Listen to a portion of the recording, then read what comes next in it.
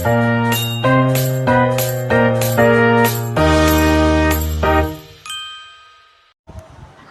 baru saja membaca novel yang berjudul Laskar Pelangi, karya Andrea Hirata.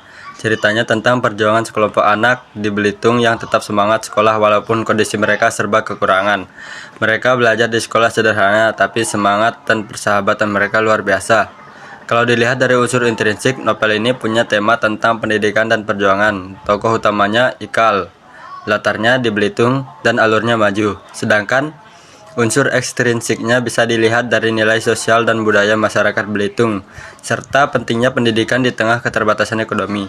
Dari novel ini, aku belajar bahwa pendidikan itu sangat berharga, dan semangat pantang menyerah bisa membawa kita mencapai cita-cita walau dalam kondisi sulit. Jadi, ayo kita biasakan membaca buku, karena lewat buku kita bisa belajar banyak hal, membuka pikiran, dan termotivasi untuk menjadi lebih baik. Assalamualaikum warahmatullahi wabarakatuh. Halo semuanya, perkenalkan saya Sani Nurmaningsi dari kelompok 6. Saya akan menjelaskan salah satu novel yang begitu menarik pada saat ini, yaitu novel tulisan sastra karya Tenggelopa.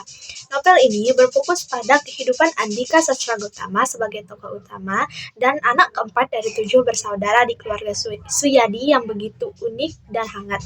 Sastra, seorang mahasiswa jurusan sastra Indonesia, digambarkan sebagai sosok yang ceria, unik, dan main bermain gitar. Keluarganya sangat ramai, harmonis, dan sederhana.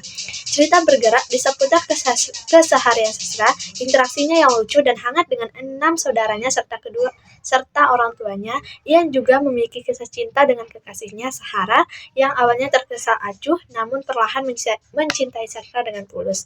Namun, di tengah kisah yang penuh tawa dan romansa, tragedi datang. Setelah mengantar Sahara pulang saat hujan deras, sastra mengalami kecelakaan hebat, kondisinya terus menurun dan pada akhirnya ia tidak bisa diselamatkan.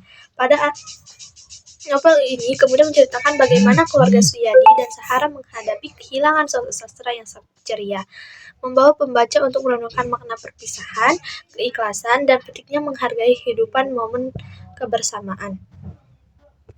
Nah, sekarang kita akan menggali unsur intrinsik dan unsur ekstrinsik pada novel ini.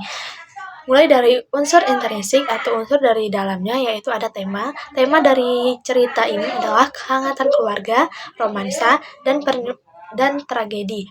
Tokoh utamanya itu jelas Andika Sastra-Gautama, sosok yang ceria, penyayang keluarga, unik, dan suka bermain gitar.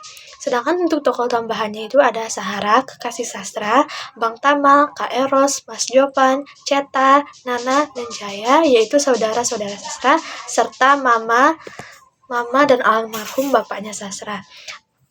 Terus, alur dari cerita ini maju, dengan penyelesaian berupa tragedi kehilangan dan proses penerimaan. Latar dari novel ini juga berfokus pada lingkungan keluarga, rumah, kampus, dan beberapa tempat umum. Sedangkan sudut pandang yang digunakan pada novel ini adalah sudut pandang orang ketiga. Penulis menggambarkan tokoh dan namanya di luar cerita. Gaya bahasa yang digunakan juga menggunakan bahasa sehari-hari yang ringan, humoris, namun sangat emosional dan mendalam saat membahas isu-isu kehilangan sehingga para pembaca bisa mendalami isi dari cerita. Nah, sedangkan unsur ekstrinsiknya itu adalah latar belakang penulis. Tenggelopa dikenal sebagai penulis yang mengawali karir di dunia literasi daring atau Wattpad yang memengaruhi gaya penulisan menjadi lebih ringan dan dekat dengan kehidupan remaja atau anak-anak muda. Terus, kondisi sosialnya menggambarkan dinamika keluarga besar di Indonesia dengan segala hiruk-pikuk dan kehangatannya, serta isu pergaulan dan percintaan remaja atau mahasiswa. Nilai kekeluargaan yang sangat kental mengajarkan pentingnya peran anak sebagai penengah serta hubungan yang erat antara orang tua dan anak. Nah, pembelajaran yang bisa kita ambil dari novel ini adalah hargai waktu sekarang karena hidup itu perihal menyambut dan kehilangan. Kita harus menghargai setiap momen sebelum akhirnya hanya bisa mengenang. Terus, dan jadilah perekat keluarga. Sastra mengajarkan bahwa peran seorang anak tidak hanya sebagai individu, tetapi juga sebagai sumber kebahagiaan dan penyemangat bagi keluarga. Yang terakhir, kekuatan ikhlas. Pembelajaran utama adalah tentang bagaimana menghadapi duka yang bertubi-tubi dan tetap menemukan kekuatan untuk melanjutkan hidup. Kalau kalian mencari cerita yang membuat tertawa sekaligus menguras air mata, tulisan sastra adalah pilihan yang tepat. Novel ini membuktikan bahwa cerita yang berasal dari hati dengan bahasa yang ringan bisa memberikan dampak emosional yang sangat besar. Ingat, membaca yang ringan itu bukan berarti membaca yang tidak bermutu. Justru, baca ringan adalah jembatan terbaik untuk menjadikan membaca sebagai kebiasaan. Stop scrolling, start reading. Pilihlah genre yang kamu suka, bisa fiksi, komik, atau bahkan artikel ringan. Alihkan waktu scrolling mediamu sejenak untuk membaca, rasakan bedanya. Scrolling membuatmu lelah, membaca membuatmu kaya. Ambil buku atau e-book paling ringan dan paling menarik perhatianmu dan biarkan dirimu tenggelam dalam 15 menit. Karena seperti kata sastra, jangan jadi manusia galau. Hidup di dunia ini cuma sekali. Rugi kalau nggak diisi dengan bacaan yang menyenangkan. Oke, sekian dari saya. Assalamualaikum warahmatullahi wabarakatuh. Perkenalkan, nama saya Rona Maratulia. Saya akan menceritakan tentang isi dari novel berjudul Bulan karya Terelie. Novel Bulan adalah lanjutan dari novel Bumi karya Terelie. Cerita ini masih berfokus pada petualangan Raif, Sally, dan Ali, 3 remaja dengan kekuatan luar biasa yang berasal dari klan berbeda di dunia paralel. Setelah kejadian di novel Bumi, ketiganya diajak oleh Miss Lena dan Evie untuk melakukan perjalanan ke klan Matahari, salah satu dunia yang memiliki peradaban baju dan teknologi tinggi. Mereka berangkat melalui portal menuju dunia tersebut untuk menjalankan misi perdamaian dan penelitian.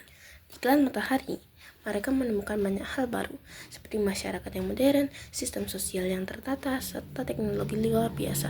Namun, mereka juga menghadapi bahaya besar karena munculnya ancaman dari kelompok pemberontak yang ingin menghancurkan keseimbangan antar klan. Dalam petualangan ini, Raif, Sally, dan Ali belajar tentang artinya kerjasama dan persahabatan, pentingnya tanggung jawab terhadap kekuatan yang dimiliki, dan keberanian menghadapi ketidakpastian. Petualangan mereka menegangkan sekaligus penuh makna, yang menjadi jembatan menuju kisah berikutnya di seri Matahari.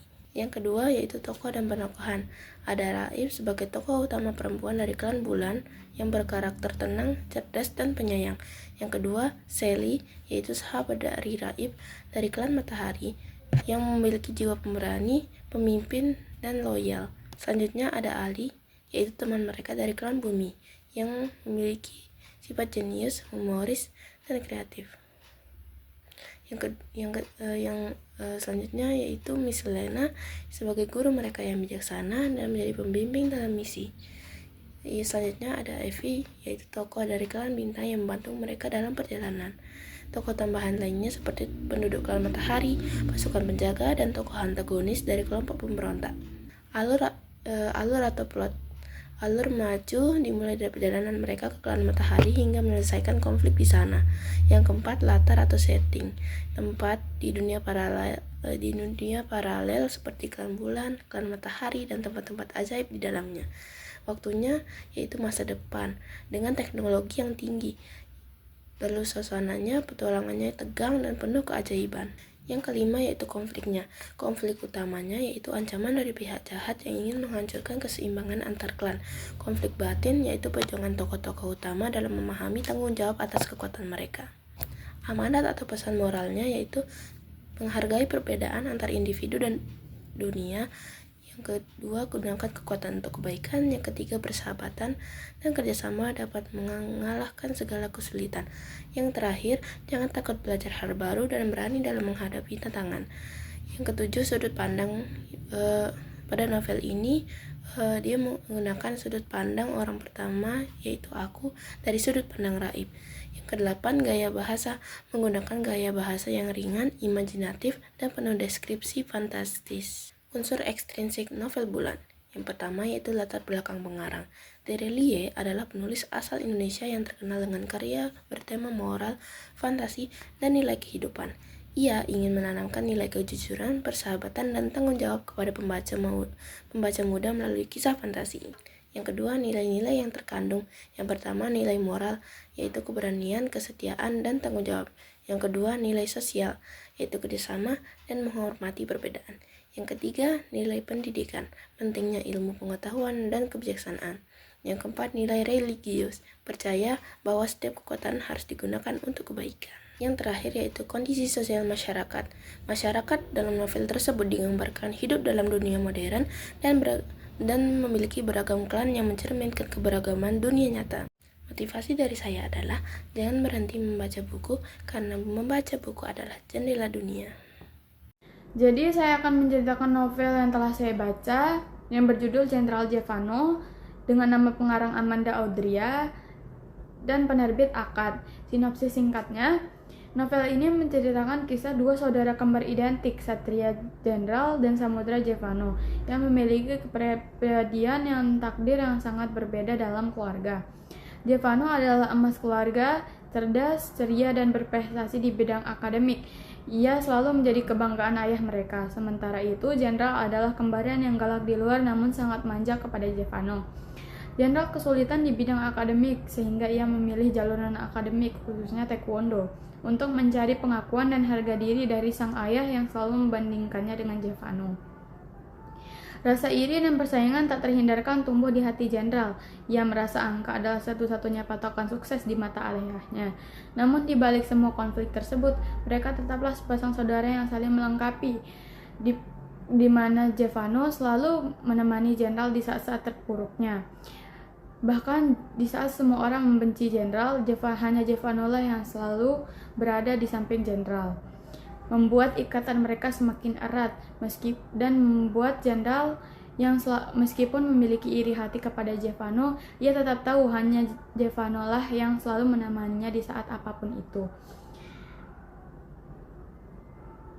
Kehidupan mereka yang penuh dinamika ini mendadak terbalik ketika tragedi besar menimpa dan fakta mengejutkan terungkap, memaksa salah satu dari mereka menghadapi realitas yang menyakitkan, yaitu Jenderal, di mana saat itu pertama kali ulang tahun Jenderal dirayakan. Jevano mengalami kecelakaan sehingga kejadian tersebut merenggut nyawanya. Jenderal yang meskipun Jenderal memiliki iri hati, ia tetap tahu hanya Jevano lah yang menemaninya, sehingga ia sulit menerima keadaan tersebut, membuat ia depresi dan berhalusinasi bahwa Jevano tetap ada di sampingnya, sehingga pada suatu saat ia harus menerima fakta menyakitkan tersebut. Ia sempat tidak menerima hal tersebut, namun seiring berjalannya waktu, ia tahu bahwa Jevano tidak menginginkan keterpurukannya dalam mengingat kepergian Jevano. Ia mulai menjalani hidup baru dan melanjutkan mimpi dari kembarannya, yaitu Jevano. Kisah ini adalah tentang pencarian jati diri, validasi, dan arti keluarga sejati. Unsur intrinsiknya, tema, konflik keluarga, persaingan saudara kembar, dan pencarian validasi diri. Tokoh utama, Satria Jenderal dan Samudra Jevano. Tokoh penting lain, ayah, ibu, atau orang tua yang memegang peran penting dalam tekanan dan konflik ini. Latar atau setting, tempat, lingkungan sekolah, rumah, dan area kompetisi. Suasana penuh tekanan emosional, konflik batin, dan kehangatan persaudaraan yang rapuh. Alur maju dengan flashback, alur campuran maju, ada flashback atau narasi internal tentang perasaan tertekan dan rasa iri. Sudut pandang orang ketiga serba tahu atau gabungan sudut pandang antara Jenderal dan Jevano. Gaya bahasa remaja sehari-hari yang relate dan lugas, seringkali menggunakan diksi yang memancing emosi. Konflik batin Jenderal karena rasa iri dan kurangnya pengakuan ayah, serta konflik eksternal berupa rahasia keluarga dan tragedi yang menimpa. Unsur ekstrinsiknya, latar belakang penulis, novel ini berasal dari cerita yang populer di platform daring seperti AU Alternative Universe di media sosial. Sebelum akhirnya diterbitkan, hal ini menunjukkan pengaruh besar fandom dan komunitas pembaca muda dalam menentukan popularitas fiksi saat ini. Nilai sosial menyoroti isu umum dalam masyarakat modern, yaitu tekanan orang tua terhadap prestasi individu, bukan hanya berdasarkan angka atau standar tertentu.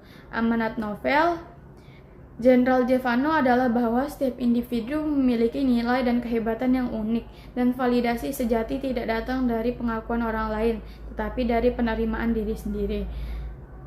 Selain itu, novel ini mengajarkan bahwa iri hati dan persaingan dapat menghancurkan hubungan yang paling tulus, terutama dalam ikatan keluarga. Kata motivasi, stop overthinking soal ekspektasi orang lain daripada pusing. Kata motivasi untuk dalam versi Jenderal Jevano, stop overthinking soal ekspektasi orang lain daripada pusing sama standar di luar sana. Mending spill waktu buat baca kisah kayak Jenderal Jevano. Lo bakal sadar hidup itu bukan tentang jadi nomor 1 di mata orang, tapi tentang jadi diri lo sendiri yang asli. Sekian yang dapat saya sampaikan. Wassalamualaikum warahmatullahi wabarakatuh. Halo semuanya, perkenalkan nama saya Diana Sadakasi. Kali ini saya akan membahas tentang novel yang berjudul Hidden Love karya Sugi, menceritakan tentang kisah cinta diam-diam seorang gadis bernama Sangki yang kepada kakak sahabatnya Duan Jaksi. Awalnya perasaan ini hanya sebatas kagum, namun seiringnya berjalan waktu menjadi kisah yang tulus. Setelah perpisahan lama, mereka bertemu kembali sebagai orang dewasa dan hubungan mereka berkembang menjadi kisah cinta yang hangat dan lembut. Adapun dua unsur, yaitu yang pertama unsur intrinsik. Temanya yaitu cinta pertama yang tumbuh dalam diam. Tokohnya Sanji, Duan Jeksu, dan teman-teman mereka. Latarnya sekolah, rumah, dan tempat tinggal mereka atau kota. Alurnya maju dengan jelas balik masa remaja. Sudut pandang orang ketiga. Amanatnya cinta sejati membutuhkan kesabaran, kejujuran, dan waktu untuk bertumbuh. Unsur yang kedua adalah intrinsik, yaitu yang pertama nilai sosial, hubungan kekeluargaan dan pertemanan yang hangat. Yang kedua yaitu nilai moral, mengajarkan pentingnya menghargai perasaan sendiri dan orang lain. Yang ketiga adalah latar budaya, gaya hidup remaja modern Tiongkok. Berikutnya adalah amanat. Amanatnya yaitu jangan takut mencintai secara tulus, karena perasaan yang murni akan menentukan waktunya sendiri. Jadi bagi kamu yang suka kisah cinta yang lembut dan menghangatkan hati, Hidden Love, wajib kamu baca. Novel ini penuh dengan perasaan manis dan momen yang bikin senyum-senyum sendiri. Thank you, see you next video.